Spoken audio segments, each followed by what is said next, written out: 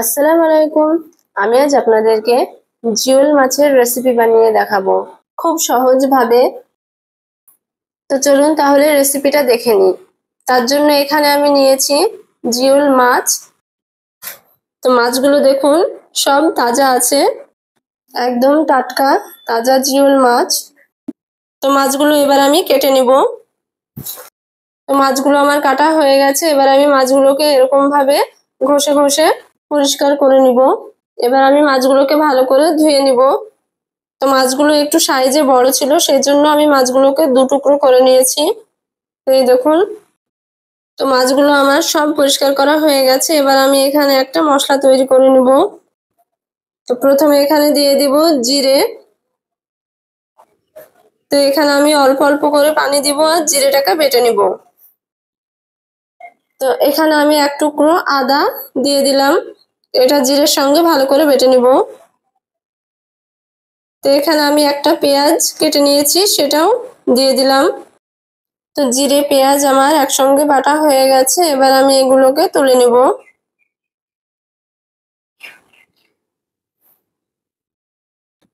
এবার আমি মাছগুলোতে হলুদ লবণ মাখিয়ে নিব। প্রথমে এখানে দিয়ে দিলাম লবণ,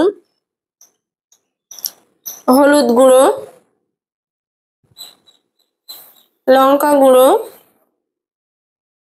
এবার এগুলোকে আমি হাত দিয়ে ভালো করে মাখিয়ে নেব।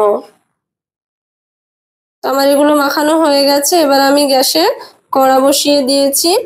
এখানে আমি দিয়ে দিব তেল। এখানে আমি সরিষার তেল দিয়েছি। তেলটা ভালো করে গরম হয়ে গেছে।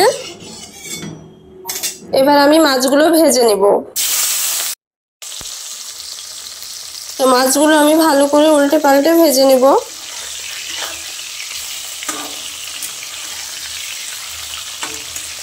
তো মাছগুলো ভাজা হতে হতে আমি এখানে একটা মশলা তৈরি করে নেব।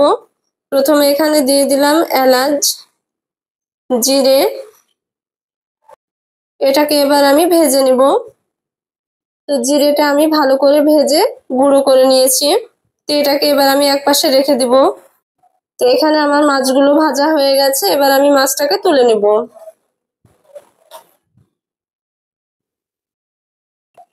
এবার আমি এই তেলে দিয়ে দিব পেঁয়াজ কুচি, চেরা কাঁচা লঙ্কা। এবার আমি এগুলোকে ভেজে নিব। তো এটা আমার ভাজা হয়ে গেছে। এবার আমি এখানে দিয়ে দিব জিরে আর পেঁয়াজ বাটা,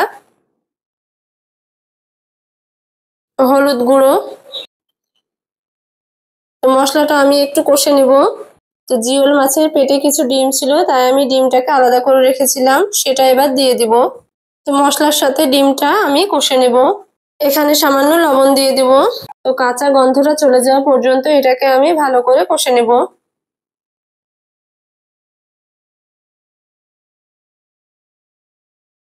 তো এটা আমার ভালো করে কষানো হয়ে গেছে। এবার আমি এখানে দিয়ে দিব পানি।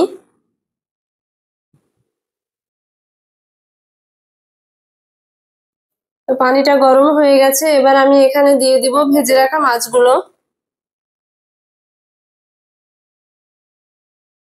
এবার আমি ভালো করে নাড়াচাড়া করে মাছটাকে ফুটিয়ে নিব। এখানে একটু লবণ কম আছে, তাই আমি সামান্য লবণ দিয়ে দিলাম। তো এটাকে ভালো করে মিশিয়ে নিব। তো আপনারাও বাড়িতে একবার এইভাবে বানিয়ে দেখবেন। জিওল মাছের রেসিপিটা খেতে অসাধারণ হয়। এবার আমি এখানে দিয়ে দিব জিরে আর এলাচ ভেজে রাখা মশলাটা। এখানে আমি পুরোটা দিব না, হাফ চামচ মতো দিয়ে দিলাম। এটাকে ভালো করে মিশিয়ে নিব। তো রান্নাটা আমার হয়ে গেছে, এবার নামিয়ে নিব। তো দেখলেন তো কত সহজে বানিয়ে ফেললাম জিওল মাছের রেসিপি। তো আপনারাও একবার এইভাবে বাড়িতে বানিয়ে দেখবেন। তো ভিডিওটি কেমন হয়েছে অবশ্যই কমেন্টে জানাবেন। ভালো লেগে থাকলে একটা শেয়ার করে দিবেন আর চ্যানেলটিকে সাবস্ক্রাইব করে দিবেন।